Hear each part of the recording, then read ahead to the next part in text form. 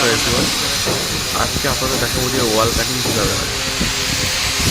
দেখতে পাচ্ছেন ওয়াল কাটিংয়ের সময় প্রথম মেশিন চালিয়ে ওয়ালে দাগ করে নিতে হয়। সেটা দেখছেন একটা বোল কাটা হচ্ছে, কাটার পর ওটাকে দেখবেন কীভাবে আমরা ওগুলো বসাই। ওয়াল কাটিংটা কীভাবে হচ্ছে আমরা সেটা দেখতে পাবেন ভিডিওতে। দেখুন মেশিন চালানো চলছে।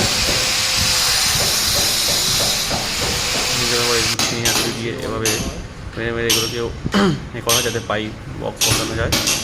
সেই হিসেবে এগুলোকে আবার মেশিন হাতে কাটতে হয়।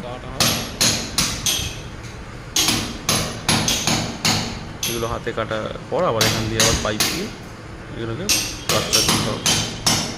যেহেতু এগুলো আমরা প্লাস্টারে পরে কাটছি, তো আমাদেরকে আবার প্লাস্টারটা ফিনিশিং করতে হবে।